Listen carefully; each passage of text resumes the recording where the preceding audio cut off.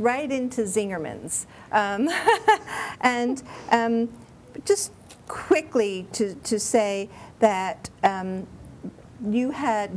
Historic District Commission, HDC, had denied an earlier site plan, or an earlier, of Zingerman's. And then it got reviewed. The zoning got changed from R4C to D2, from residential to commercial for the 322 Kingsley.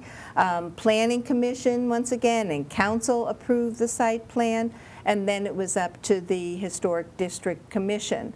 And so tell us what the final story was. I think everybody knows. But then again, it wasn't. It was a notice to proceed. It was a notice to proceed. Yes, and tell us about that. Because the Historic District Commission had actually not approved, had not denied the first site plan, but Zingerman's had shared it with us and with staff, and we were, I think Zingerman's was aware that it was out of scale with the neighborhood.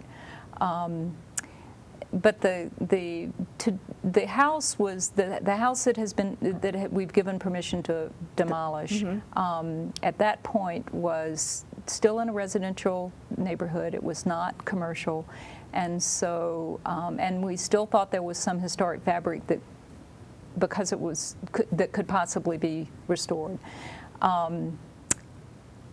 I've lost my train of thought, but Zingerman's came back to the Historic District Commission with the notice to proceed and brought their new plans, and obviously had looked at the Secretary of Interior guidelines and saw the things that this Historic District Commission would be considering, and their new plans incorporated the orange house into the plan, so it meant that only one demolition would occur.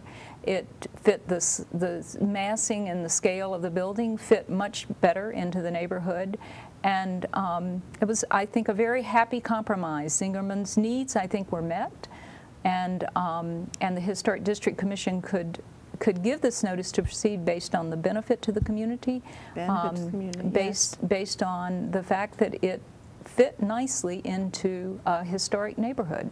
When you had the hearing, and people can just go and speak at public comment, one recurring theme seemed to be that a precedent not be set. And how did you reassure those in the old Fourth Ward that a precedent was not be set? Yes. I think Zingerman's went above and beyond the normal project, that because they have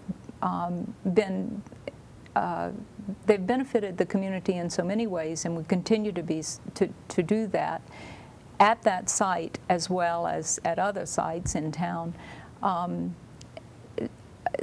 Their proposal and their ability to show the benefit allowed the commission to really be able to support the project. Very good. So now let's have a change of pace, and we're going to look at some photos, okay? But before we do that, I want to have a photo of your books. No, thank you. Tell me something about them. This one is the Historic District is in its second edition. It's in the second edition. It's about the first edition came out in the year 2000. And I realized there was a void in the literature. There wasn't a book that gave basically a primer on historic preservation, all the different aspects. There were books on particular parts of preservation, maybe the technical or maybe the history, but we needed a book that was a general introduction. And so when I wrote this book, it seemed to fill that void very well, and it's been very popular and used by a lot of classrooms around the country. And also this host. Very proud of it.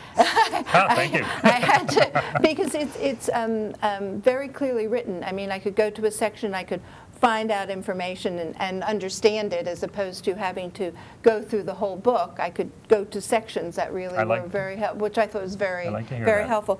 Then you have a new book coming out. You want to tell us about this? That will be out in December, and this is meant to be an introduction to the planning process.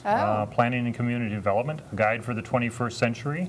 And so it serves that same purpose. It's an easy-to-read book that explains how planning is done in communities at the local level. Oh, okay. Does it make some suggestions, maybe, how it can maybe be done a little better, I hope, yes, and to include the historic districts? The first sentence in the book is, those who fail to plan to fail. Right. And so I think it makes the case that, yes, you need good planning. Good. And there is a chapter on historic preservation, but it's a relatively short chapter, because if you really want to know more, you buy the other book. Oh, okay. Very good. Well, thank you. I didn't want to not bring, because it's wonderful to have an author here, too. Thank you for Professor sharing and an author, and so that's very good.